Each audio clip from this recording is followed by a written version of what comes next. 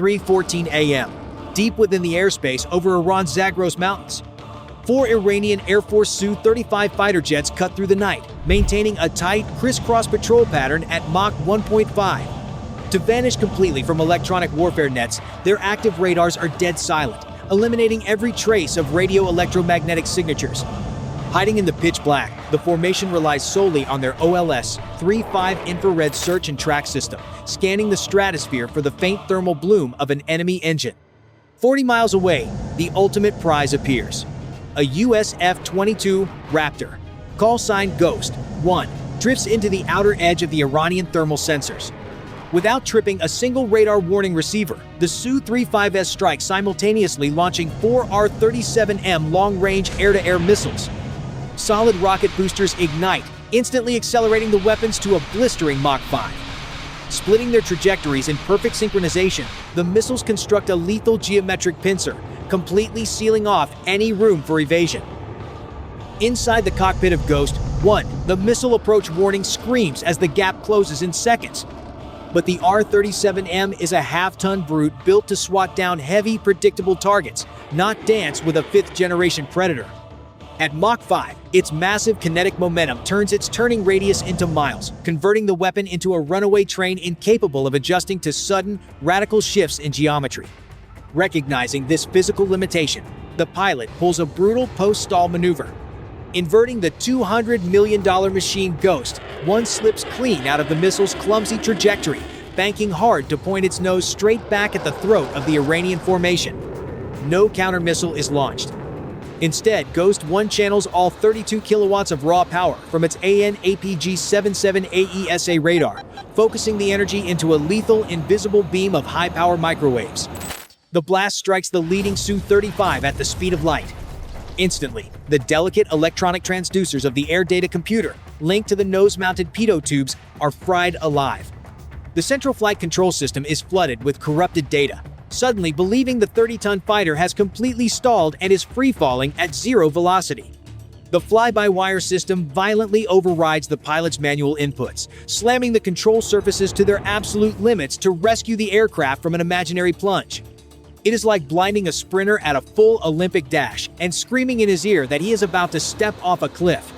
His body overreacts, violently seizing up and tearing its own muscles apart before he ever hits an external obstacle. At a real-world speed of Mach 1.5, that sudden, automated jerk slams the airframe into a solid wall of 15 G aerodynamic force.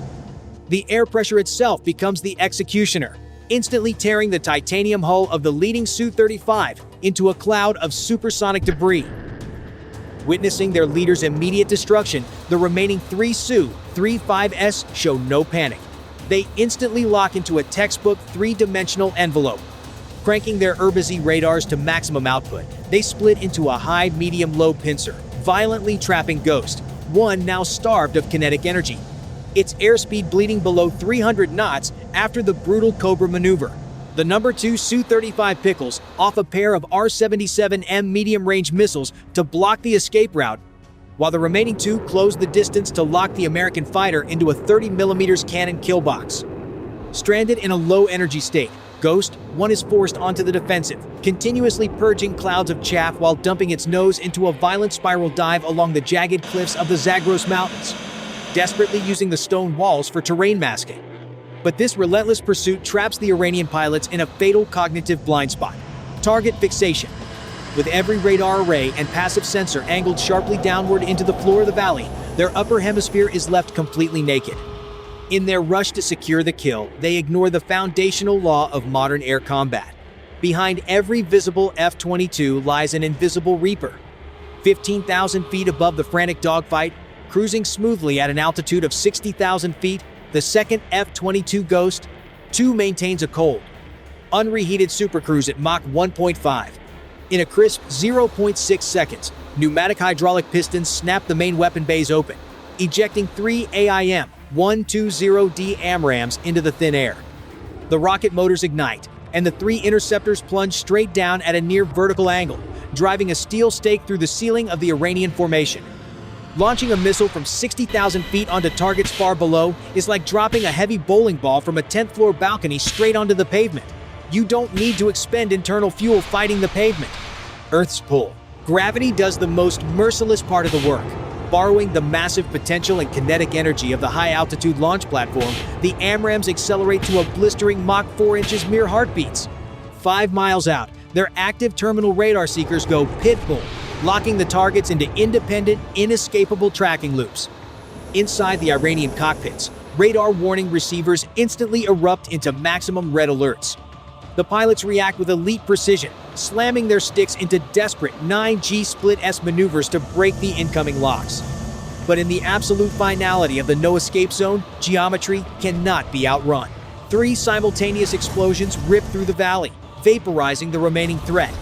The airspace is completely sterilized in under 20 seconds. With the corridor sterilized, the apex predator of the strategic fleet takes the stage. Gliding over the jagged ridges of the Zagros Mountains at 40,000 feet, the B-2 Spirit locks its mission computers onto the primary target below. An underground ballistic missile fortress, sealed by a monstrous 150-ton V-shaped titanium alloy blast door.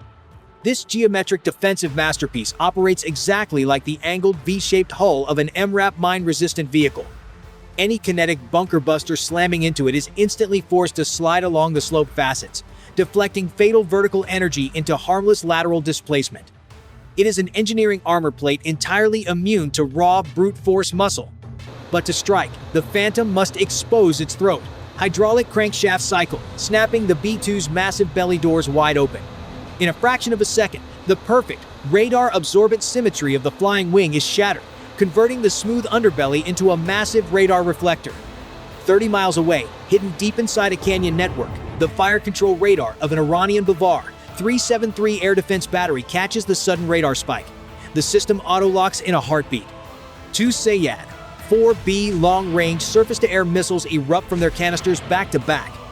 Solid rocket boosters tearing through the night sky as they punch toward the stratosphere at a blistering Mach 6.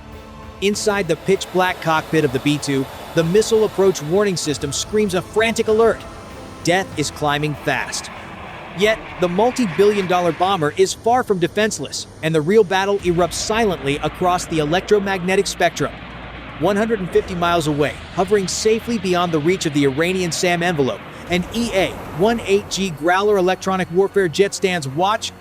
Its wingtip-mounted ALQ 218 passive receiver pods capture and analyze the exact frequency of the Iranian fire control radar.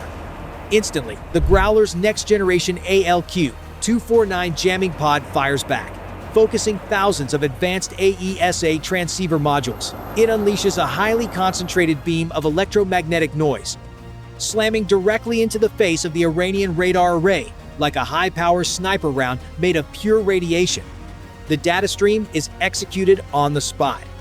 The overwhelming jamming energy completely suffocates the Iranian command frequency, permanently severing the real-time ground tracking links required to guide the climbing missiles. Blinded and cut off from their data network, the active radar seekers on both Sayad 4B missiles are flooded with useless static. The first missile loses all aerodynamic stability, tumbling wildly before detonating into a harmless high-altitude fireball. The second loses its tracking vector entirely, roaring past the B-2's wingtip over 2 miles wide before self-destructing into the void. Unfazed and untouched, the B-2 Spirit holds its dead-straight, silent trajectory, completing its release cycle without banking a single degree. Simultaneous with the blanket of electronic noise choking, the Bavar 373 radar, the tactical mission computer aboard the B-2 Spirit triggers a dual-sequence release. 2 massive steel hulls slice through the thin air from 40,000 feet, their ends, GPS-guided tail kits steering them along the exact same vertical coordinate axis. Their arrival times are synchronized down to the microsecond by an atomic clock, spaced precisely 3.5 seconds apart to maximize the destructive chain reaction of pure physics. The first munition, a BLU-118B thermobaric bomb, slams directly into the center crevice of the V-shaped titanium blast door.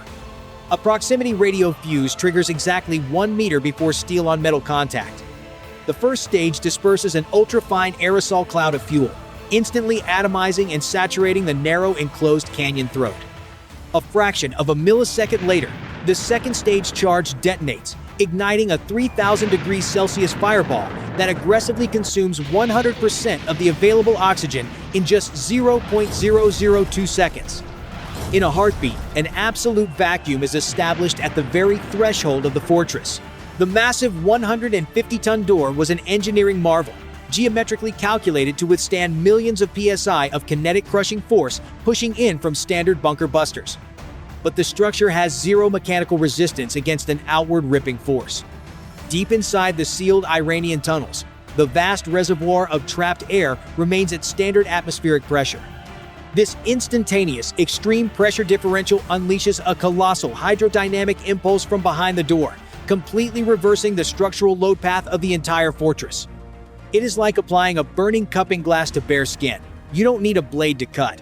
The vacuum seal forcefully pulls everything away from the surface. The high-pressure air mass within the mountain surges forward at supersonic speeds, slamming into the rear of the titanium assembly. This violent, reverse-tearing force completely snaps the solid steel locking pins and massive hydraulic hinges, each as thick as a human torso.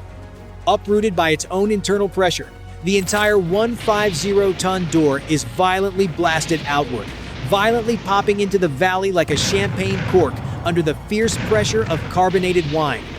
Exactly 3.5 seconds later, before the supersonic debris can even clear the canyon floor, the second GBU-31 JDAM smart bomb arrives on a perfect centerline trajectory.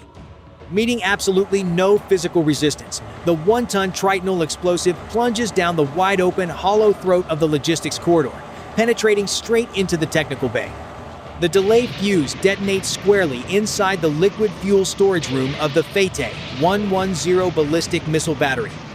A muffled, suffocating shockwave from deep within the core liquefies the vital arteries of the base, erupting moments later in a violent pillar of fire that completely tears out the flank of the Zagros Mountains. Now, if you want to continue following the strategic strikes of Operation Epic Fury, hit subscribe so you don't miss the next update. Goodbye.